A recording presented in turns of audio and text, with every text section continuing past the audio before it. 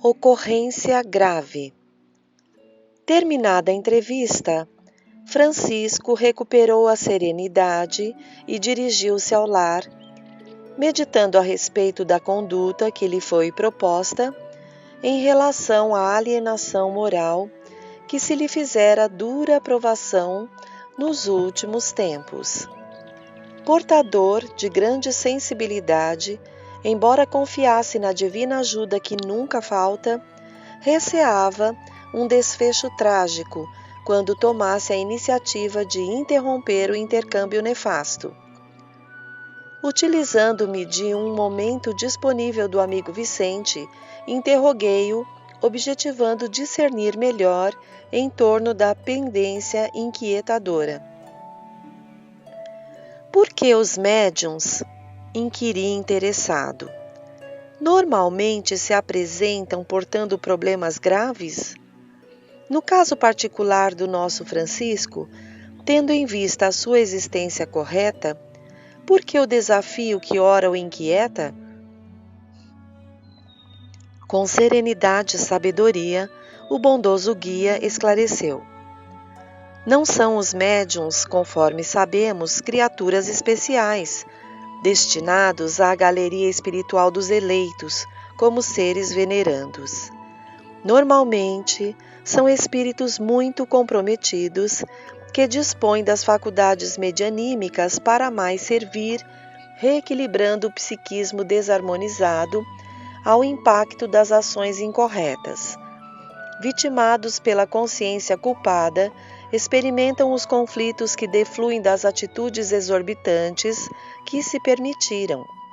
A faculdade propicia-lhes ajudar aqueles a quem ofenderam e se demoram em aflição, assim como a socorrer indiscriminadamente a todos quantos se lhes acercam em carência de esclarecimento e de segurança. Cada gesto de conforto e toda ação de benemerência diminuem a carga de desares que se impuseram através dos insucessos anteriores e que se ofereceram antes da reencarnação por expungir.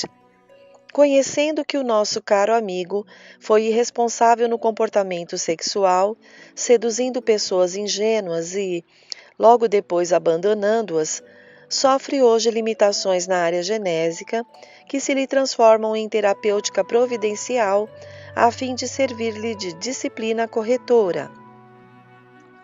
Como a mediunidade exterioriza energias específicas que se caracterizam por ondas de simpatia, qual ocorre em diversas áreas humanas, a vinculação do paciente com o seu terapeuta, do cliente com o seu advogado, do servidor com o seu administrador, o que é quase normal, muitas vezes degenera em uniões conflitivas, extraconjugais sem sentido, produzindo despertamento após passadas as labaredas da paixão, na dependência emocional, em situações inamistosas, quando não em tragédias lamentáveis.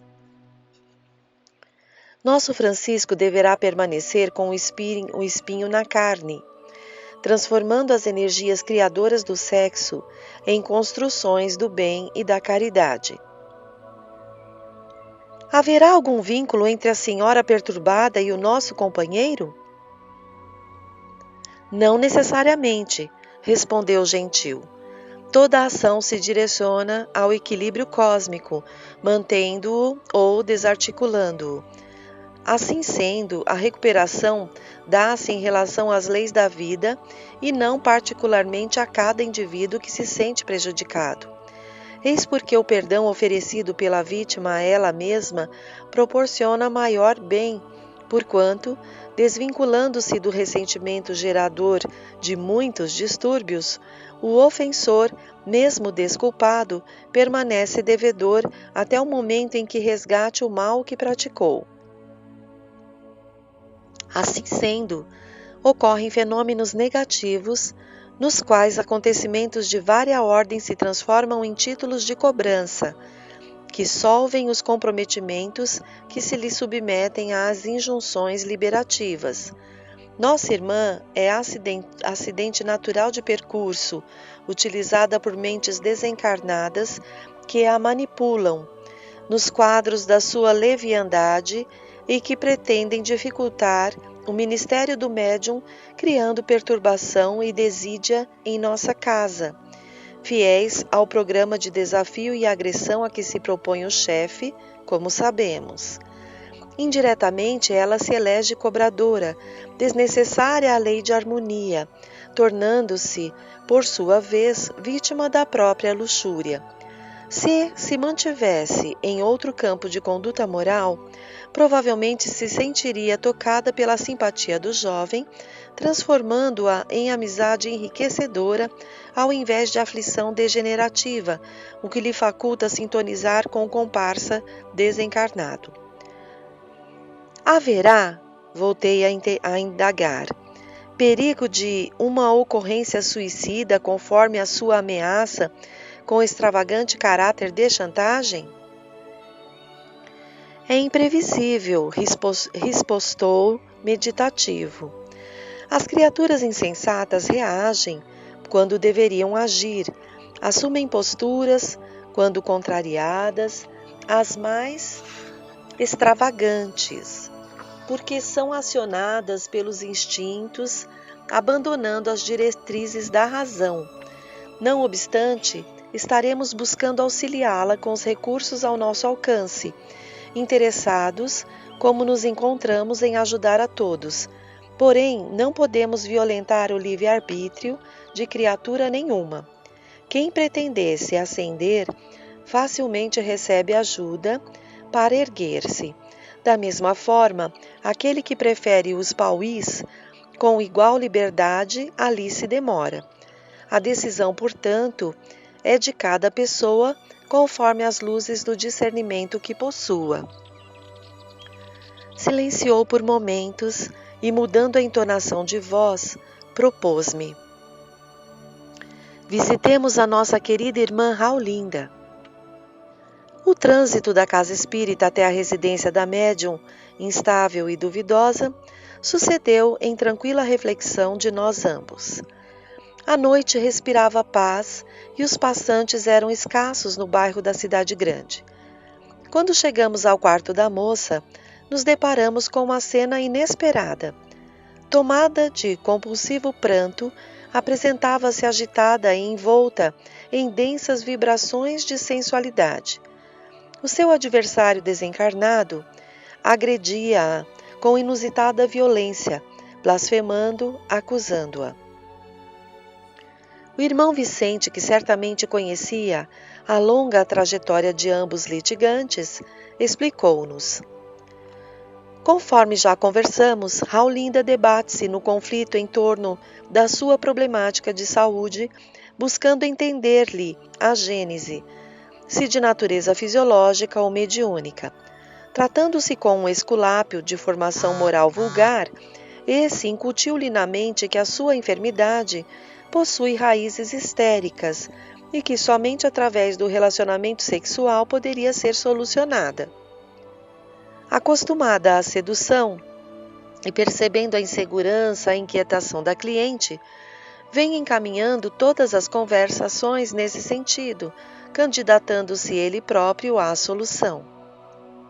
Casado e pai de família, porém leviano e inescrupuloso, hipnotizou-a com a orientação e hoje, em pleno consultório, consumou a terapia aviltante. Passado o momento do enlevo e da sedução, ei-la que tomou consciência da invigilância e arrependeu-se tardiamente.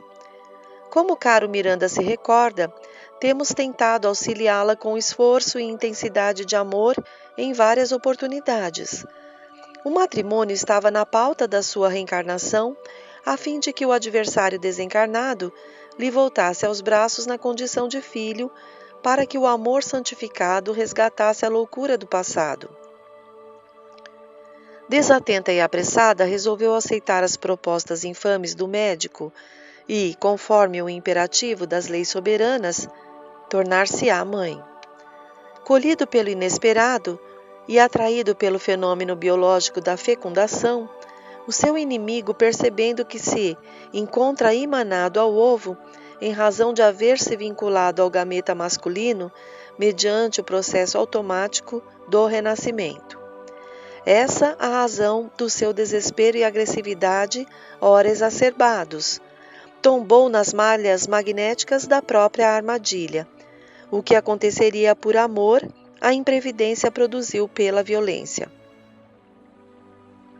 Nossa presença ali nesse momento objetiva diminuir as cargas de perturbação que poderão crescer, levando nossa Raulinda desgostosa a uma decisão mais hedionda, qual o suicídio, por dar-se conta da gravidade do acontecimento que, se encontrando com as resistências morais hábeis para suportar os efeitos do gesto, não se encontrando com as resistências morais hábeis para suportar os efeitos do gesto impensado.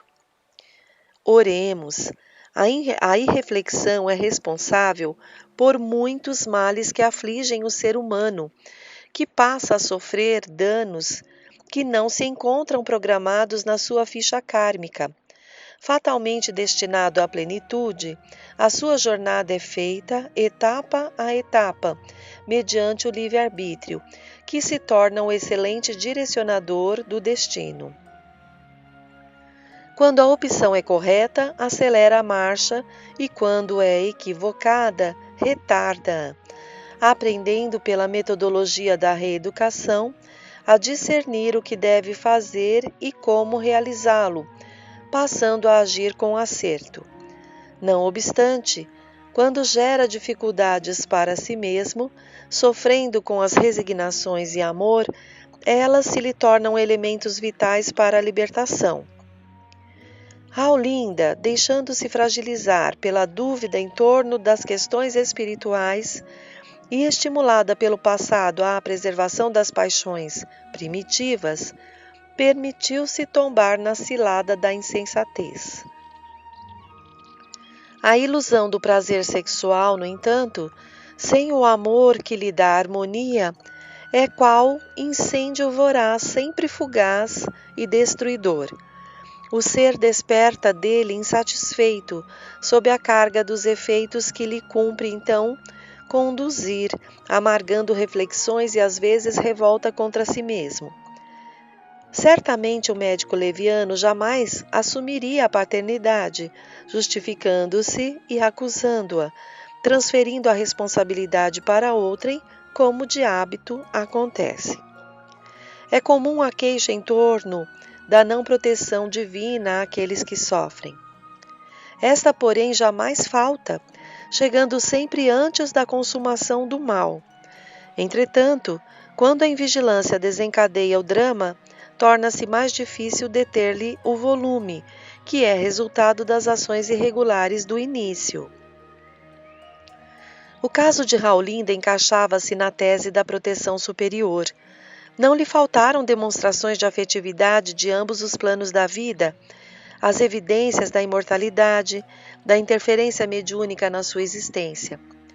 Optou, no entanto, espontaneamente, pelo sinuoso caminho dos sofrimentos que a poderão beneficiar, caso os aceite com elevação moral, mas que não estavam delineados conforme passaria a vivê-los a partir daquele momento.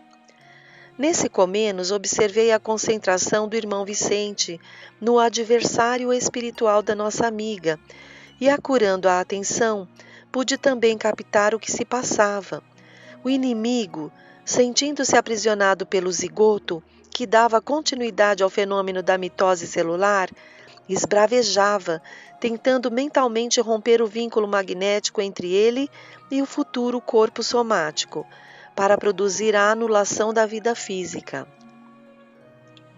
Impossibilitado, começou a agir psiquicamente no comportamento da paciente, aumentando-lhe o arrependimento, exprobando-lhe a conduta, induzindo-a ao suicídio como solução para a desonra a que se entregara. Interferindo nas tardias reflexões da moça, ampliava-lhe o pavor a respeito do futuro, das dificuldades no lar que desrespeitara, desconsiderando a confiança dos pais, e desse modo, ameaçando-a, atemorizava-a mais, afirmando: serei teu filho sem o desejar, cobrarei nos teus braços o que me deves. Como se irrompesse um vulcão, Raulinda, ouvindo-o e desarvorando-se, ia precipitar-se porta afora, a gritar, quando o amigo Vicente começou a libertá-la das energias perniciosas que a envolviam, após o que ele aplicou o reforço magnético de calma e confiança, levando-a a um torpor benéfico como efeito da exaustão dos acontecimentos de alto porte emocional. De imediato passou a interferir no processo da reencarnação do aturdido espírito, que se não dava conta daqueles sucessos e experimentava os primeiros choques resultantes da imantação ao ovo. Nesse ínterim, deu entrada no recinto uma entidade de aspecto hediondo que, ao nos encontrar, deteve-se a regular distância e, após ligeiro diálogo com o pré-reencarnante, dominado por incontida fúria, afastou-se blasonando o desforço e providências severas que seriam tomadas pelos soberanos das trevas. O benfeitor espiritual, muito sereno, esclareceu-me a perplexidade. Miranda, falou-me atencioso. Na ocorrência que acompanhamos, podemos anotar inúmeros fenômenos, todos filhos do desequilíbrio humano e da ligeireza da fé religiosa, quando não se estrutura na razão, fixando-se no comportamento. Não pretendemos com isso censurar a conduta da nossa Raulinda. Os nossos comentários objetivam propiciar-nos reflexões profundas. De início, desde os momentos que precederam a sua opção pela autoentrega ao desfrutador inescrupuloso, a nossa amiga não recorreu à oração, à comunhão com Deus, tornando-se acessível à inspiração superior. Deixando-se perturbar pelos apetites sexuais, não lhe ocorreu sequer uma vez a providência da prece, que por certo a acalmaria, ajudando-a a discernir melhor. Continuando o desalinho do comportamento mental, mesmo arrependida, não pensou no recurso da comunhão psíquica com o Pai, o que facilitou, na faixa vibratória em que permaneceu, a presença do adversário estimulando-a e, por sua vez, sendo vítima da própria trama. A oração faculta a claridade mental, ampliando a capacidade do entendimento e acalmando as ansiedades do coração. No entanto, são poucos aqueles que a buscam nos momentos próprios e se deixam impregnar pelas suas dúlcidas vibrações. Após uma pausa natural, continuou solícito, compreendendo a minha necessidade de aprendizado. A cena que teve lugar no consultório médico foi brutal, sem qualquer envolvimento afetivo. O explorador da genuidade alheia, sem qualquer emoção, era apenas a sensação animal em busca de resposta, iludida e inexperiente. A jovem deixou-se arrastar pelos estímulos vulgares, tornando-se objeto de uso sem nenhuma consideração. Não houve tempo para recuar, porque as chamas das paixões infrenes são vorazes. Passados os primeiros momentos do conúbio, o constrangimento, a frustração e o choque fizeram-na fugir de retorno ao lar. Sofrerá agora e mais tarde o desencanto em torno do relacionamento afetivo, trazendo um conflito que a atormentará, mas que poderia ter sido evitado. Sintonizando mentalmente com o soberano das trevas, o enleado nos fluidos da própria reencarnação pediu socorro, vindo vê-lo um dos emissários do terrível chefe, conforme acompanhamos. Prevendo a ocorrência foi que cuidamos de mais imantá-lo ao futuro corpo, evitando a interrupção da gestação em começo. Poderia parecer que, talvez, fosse o fracasso do tentame reencarnacionista a melhor solução para Raulinda. Entretanto, se tal acontecesse, permaneceria a pugna obsessiva com menor possibilidade de futuro próximo renascimento. Em razão do repúdio que lhe irá crescendo no íntimo em referência a novas experiências sexuais. Agora, cumpre-nos confiar em Deus e acompanhar pacientemente os acontecimentos, procurando auxiliar com bondade sempre. Retornemos à nossa casa, porquanto aqui nada mais nos resta fazer. A mente esfervilhava de interrogações e reflexões sobre comportamento e fé religiosa, conduta e dever, ação e equilíbrio. Porém, respeitei o silêncio do amigo e acompanhei-o meditativo. Havia lições profundas e inumeráveis para assimilar.